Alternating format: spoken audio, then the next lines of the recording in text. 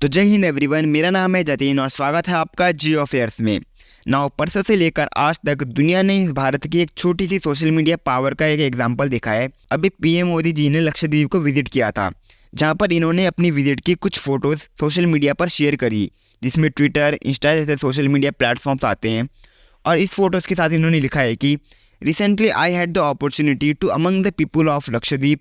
I am still in awe of the stunning beauty of its island and the incredible warmth of its people. I had the opportunity to interact with people in Agatti, Bangaram and Kavarati. I thank the people of the island of their hospitality.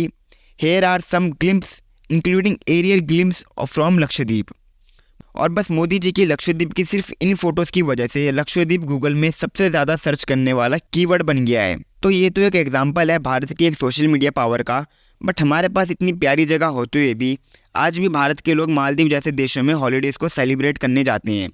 और यही message PM Modi ने भी देने की कोशिश करी है कि हमारे पास इतनी प्यारी जगह है, इतना खूबसूरत आइलैंड है, तो हमारे देश के लोगों को इस जगह को विजिट करना चाहिए बजाय किसी दूसरी कंट्री में विजिट करने के।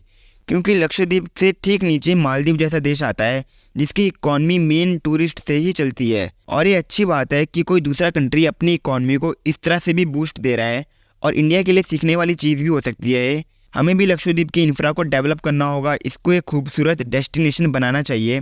क्योंकि शायद कुछ तो रीज़न है कि लक्षद्वीप को लोग ज़्यादा विजिट नहीं करते हैं। बट आपको एक बहुत ही इंटरेस्टेड इंसिडेंट बताता हूँ। मालदीव के कोई डेप्यूटी मिनिस्टर थे, इन्होंने मोदी जी की इन फोटोज़ को लेकर इस तरह का ट्वीट कर दिया जिसे मैं मानता हूँ कि खुद के पैर में कुल्हाड़ी मारना होगा। और फिर इसी तरह के मालदीव की तरफ से कई सारे इंडिया के लिए रेसिस्ट कमेंट आने लगे।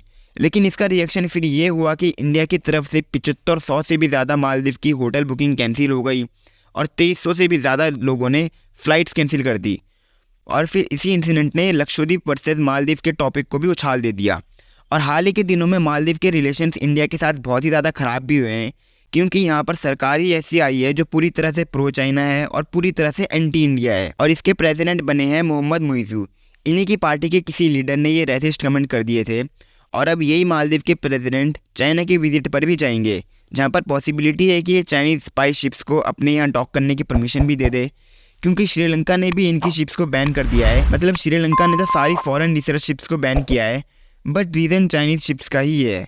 और इसकी पॉसिबिलिटी भी है कि ये लक्षद्वीप वाले इंसिडेंट के बाद ईगो में आकर इंडिया के अगेंस्ट कोई स्टेप उठा ले।